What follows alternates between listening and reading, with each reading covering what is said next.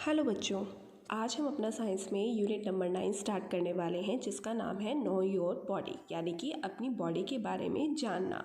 अब हम अपनी बॉडी को इतना यूज़ करते हैं, सारा दिन इसे मशीन की तरह काम करना पड़ता है हमारे लिए, तो फिर हमें भी इसका ख्याल रखना चाहिए और हमें ये भी जानना चाहिए कि जो ये हमारी बॉडी है ये किन किन चीज़ों से बनी हुई है। आखिर मदर नेचर ने हमारी बॉडी के अंदर क्या क्या ऑर्गन्स फिट करें हैं। उससे पहले हमें ये जानना होगा कि ऑर्गन्स क्या होते हैं। तो जैसे आपने कभी घर बनते देखा हो तो आपने देखा होगा पहले हम क्या करते हैं, ईंटों को खड़ा करते हैं, फिर धीरे धीरे वो घर का रूप लेता है। तो उसकी एकदम बेसिक यूनिट क्या हो गई, ईंटें। इसी तरीके से जो हमारी बॉडी बनी होती है ऑर्गन से, उनकी बेसिक यूनिट होती है सेल। जो हमारी पूरी बॉडी के अंदर डिफरेंट डिफरेंट ऑर्गन्स हैं वो सभी के सभी सेल से बने होते हैं, और जब बहुत सारे सेल एक साथ काम करें तो वो बन जाता है टिश्यू, और जब डिफरेंट टिश्यूज़ एक साथ मिलकर काम करते हैं तो वो बन जाता है ऑर्गन। ऑर्गन तो आपको पता है हमारी बॉडी में क्या होते हैं, हम फर्स्ट से पढ़ते आ रहे हैं। जैसे कि हमारा स्टमक हो गया, हमारे सेंस ऑर्गन हो गए जैसे आइज़, नोज़, उसके अलावा लंग्स होते हैं हमारे। तो इस तरीके से डिफरेंट डिफरेंट हमारे ऑर्गन्स होते हैं बॉडी के अंदर, और ये सारे ऑर्गन्स एक साथ काम करते हैं तो वो बन जाता है हमारा ऑर्गन सिस्टम। और जो ऑर्गेनिजम्स होते हैं वो डिफरेंट ऑर्गन सिस्टम के बने होते हैं। हमारे अंदर कौन कौन से ऑर्गन सिस्टम्स होते हैं, जैसे कि स्केलेटल सिस्टम, जिसमें हम हड्डियों के बारे में पढ़ते हैं, यानी कि सारी की सारी हड्डियाँ कहाँ पर कौन सी है ये सारा स्केलेटल सिस्टम में बताया जाता है। उसके बाद है डाइजेस्टिव सिस्टम, जो भी हम खाना खा रहे हैं वो कहाँ जा रहा है और कैसे कैसे जा रहा है वो हम डाइजेस्टिव सिस्टम के थ्रू जानते हैं। ऐसे ही breathing system, nervous system, circulatory, excretory, muscular and reproductive systems, ये सारे के सारे हमारे मेन इम्पॉर्टेंट सिस्टम्स हैं। और अब हम इनके बारे में एक एक करके और जानेंगे। सबसे पहले हम जानते हैं डाइजेस्टिव सिस्टम के बारे में। अब हमें पता है कि हम तो दिन भर में कितना सारा खाना खाते हैं, आखिर वो खाना सारा जाता कहाँ है वो हम देखते हैं इस डायग्राम के थ्रू। सबसे पहले हमने अपना खाना माउथ में डाला, फिर स्लाइवरी ग्लैंड्स, जबड़े के पास स्लाइवरी ग्लैंड्स होते हैं जो खाने के अंदर जूसेस मिलाते हैं और फिर उसको सॉफ्ट सॉफ्ट कर देते हैं, जिससे हमारे दांत उसे आसानी से चबा सकते हैं। चबाने के बाद छोटे छोटे पीसेस में और उसको लार के साथ पूरा रोल करके वो नीचे खिसका देते हैं। नीचे वो कैसे जाता है, फूड पाइप के थ्रू। फूड पाइप के थ्रू आप सीधा देख रहे हो फूड पाइप कहाँ जा रहा है, हमारे स्टमक यानी कि पेट में। फिर वो जाता है लार्ज इंटेस्टाइन में, स्मॉलर इंटेस्टाइन में, देन एनस के थ्रू वो एक्सक्रीट आउट हो जाता है।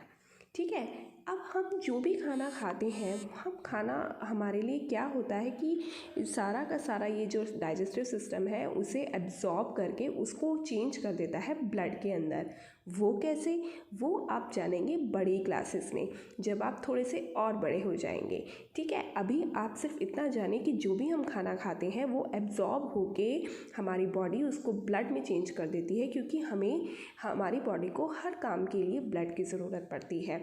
और ये जो ब्लड है ये डिफरेंट पार्ट्स में पहुंचता है, चाहे वो सर हो चाहे वो पैर हो। इसके बाद हम नेक्स्ट पढ़ेंगे हमारा सिस्टम ब्रीदिंग सिस्टम, यानी कि जो हम सांस लेते हैं वो कैसे कैसे लेते हैं। इसके लिए अगेन आप डायग्राम देखेंगे। सबसे पहले क्या हो रहा है, हम सांस ले रहे हैं किसके थ्रू, नोज़ के थ्रू। कई बार हम मुंह के थ्रू भी लेते हैं सांस, मतलब हम ऐसा तो है नहीं कि मुंह बंद करके ही हमेशा सांस लेते हैं। ठीक है, तो लेकिन मेनली हमने इसमें लिया है कि हमने नोज़ के थ्रू सांस ली। ठीक है, फिर वो सांस धीरे धीरे कहाँ, जैसे खाना फूड पाइप के थ्रू जाता है तो इसलिए उसका नाम फूड पाइप हो गया। और ये जो पाइप है ये विंड को यानी कि हवा को अंदर लेके जा रहा है, इसलिए इसका नाम विंड पाइप हो गया।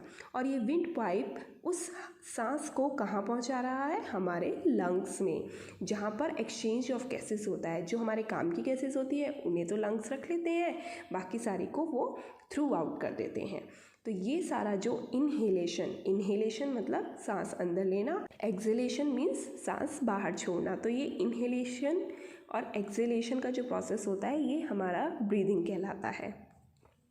नेक्स्ट है हमारा स्केलेटल सिस्टम। जैसा कि आपको डायग्राम से ही पता चल रहा होगा, इसमें हम हड्डियों के बारे में पढ़ते हैं। हमारी जो पूरा स्केलेटल सिस्टम है उसमें सारी बोन्स कैसे कैसे अरेंज है वो दिखाया हुआ है। बोन्स हमारे लिए क्यों ज़रूरी हैं? ये हमारे जो बहुत ही नाजुक ऑर्गन्स होते हैं उनको प्रोटेक्ट करती है और हमारी बॉडी को शेप भी देती है। आप खुद सोचो, अगर हमारे अंदर हड्डी ना हो तो क्या खाली मांस खड़ा रह सकता है? नहीं। तो इसीलिए हड्डी हमारे लिए, हमारी बॉडी के लिए बहुत ज़रूरी है। हमारी सभी मूवमेंट्स में हड्डियाँ ही काम करती हैं और हमारी बॉडी के अंदर कुल मिला के 206 टाइप्स की बोन्स होती हैं। नेक्स्ट सिस्टम है हमारा मस्कुलर सिस्टम, जिसमें हम मसल्स, हड्डियों के ऊपर जो हमारी मांसपेशियाँ होती हैं उनके बारे में पढ़ते हैं। ये बोन्स को फ्रिक्वेंटली और इजीली मूव करने में हेल्प करती हैं, हमारी बॉडी को शेप देती हैं, क्योंकि अगर हमारा स्केलेटल सिस्टम होगा, सिर्फ हड्डियों के ढांचे से हम चलेंगे तो हम डर नहीं जाएंगे। तो इसीलिए मदर नेचर ने हमारे ऊपर मांसपेशियाँ भी चढ़ाई हैं ताकि उन बोन्स को और हमारी बॉडी को अच्छे से शेप मिल सके।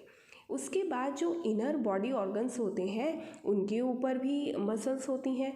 हमारी बॉडी के अंदर लगभग 600 मसल्स के ग्रुप होते हैं जो अलग अलग काम करते हैं।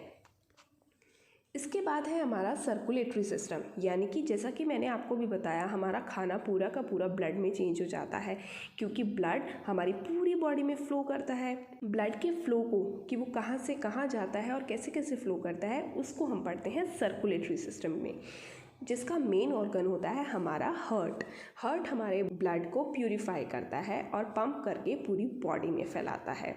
और इसके अंदर ब्लड के साथ साथ फूड भी कैरी होता है, ऑक्सीजन भी कैरी होती है और वेस्ट प्रोडक्ट भी कैरी होता है। इसके अलावा भी और बहुत सी चीज़ें हैं जो ब्लड लेके घूमता है हमारा पूरी बॉडी में, जिनके थ्रू ब्लड, जिन वेसल्स के थ्रू, जिन पाइप्स के थ्रू, जैसे कि फूड पाइप के थ्रू फूड अंदर जाता है और विंड पाइप के थ्रू विंड अंदर जाती है, ऐसे ही ब्लड वेसल्स पूरी बॉडी में ब्लड को सर्कुलेट करता है, एक जगह से दूसरी जगह ले जाता है, जैसा कि आपको डायग्राम में भी दिख रहा होगा। नेक्स्ट है हमारा एक्सक्रीटरी सिस्टम, यानी कि जो भी हमारी बॉडी के अंदर वेस्ट बनता है, अब हम वेस्ट अपनी बॉडी में तो नहीं रख सकते, नहीं तो हम बीमार हो जाएंगे, उसे हमें बाहर निकालना होता है, तो उस सिस्टम को हम बोलते हैं एक्सक्रीटरी सिस्टम। तो हमारी बॉडी जो भी हमारी बॉडी के लिए अच्छा नहीं होता उसे बाहर निकाल देती है, एक्सक्रीट कर देती है, जो यूरिन फॉर्म में होता है, ठीक है, या फिर पसीने की फॉर्म में, जब हमारी स्किन से पसीना निकलता है वो भी एक वेस्ट प्रोडक्ट होता है, इसलिए बॉडी उसे बाहर निकाल देती है। नेक्स्ट है हमारा नर्वस सिस्टम। नर्वस सिस्टम जो होता है ये हमारा ब्रेन से रिलेट होता है। आपने देखा होगा कि जो ब्रेन है वो हमारी पूरी बॉडी को कंट्रोल करता है। हम कितना सोचते हैं, हमें हर चीज़ लगता है कि ओहो ऐसे करेंगे तो ये हो जाएगा, एक मन में डर रहता है, या पहले हम उसके बारे में स्टडी करते हैं अपने माइंड में। तो ये सारा प्रोसेस जो होता है नर्वस सिस्टम होता है। ये मैसेज लेता भी है और कमांड देता भी है। जैसे मान लीजिए, इसका एक बेस्ट एग्जांपल है कि आप किसी गर्म चीज़ को टच करते हैं तो फटाफट से हाथ पीछे कर लेते हैं। ऐसा क्यों होता है? आप वहीं पर क्यों नहीं लगाए रखते? क्योंकि ब्रेन जो होता है वो आपको कमांड करता है कि अरे ये तो बहुत गर्म है, हाथ पीछे करो। और ये जो काम होता है ये सेकंड से भी कम समय में होता है। हमारा जो ब्रेन होता है ये बड़ी ही क्विकली काम करता है, सभी सेंस ऑर्गन से सारे मैसेज रिसीव भी कर लेता है और फिर फटाफट उन्हें कमांड भी दे देता है कि नहीं वहाँ मत जाना, वहाँ फिसल जाओगे। इस तरीके से तो हम पहले ही बच जाते हैं। ये सारी चीज़ें, कमांड देना और कैसे ये काम करता है, हर चीज़ को याद रखना, जो भी आप याद करते हो वो सारा नर्वस सिस्टम के थ्रू होता है। अब जब ये सारे सिस्टम्स हमारे लिए कितना कुछ करते हैं, ये बॉडी हमारे लिए कितना कुछ करती है, तो हमें भी तो उसको फिट रखना चाहिए। और वो हम कैसे कर सकते हैं? वो हम कर सकते हैं डिफरेंट टाइप की फ़िज़िकल एक्सरसाइज के द्वारा और हेल्दी फूड खा के। तो फिज़िकल एक्सरसाइज में हमारा आ सकता है योगा, साइकिलिंग, स्विमिंग, गेम्स खेलना। गेम्स कौन से?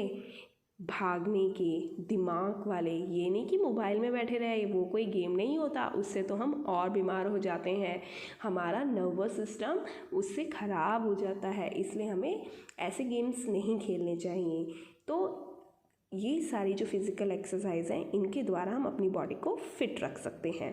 तो ये हमारा छोटा सा चैप्टर था नो योर बॉडी का, जिसमें आपने डिफरेंट सिस्टम्स के बारे में पढ़ा। अब जबकि हमारा लेसन फिनिश हो चुका है तो आप लोगों को ध्यान से वर्कशीट करनी है, और वर्कशीट जो आपको दी हुई है उसमें क्वेश्चन नंबर 1, 2, 3, 4 आपने बुक में करने हैं, 5 और 6 नहीं करने, 7 भी आपने बुक में करना है, और 8th क्वेश्चन आपको अपनी कॉपी में करना है।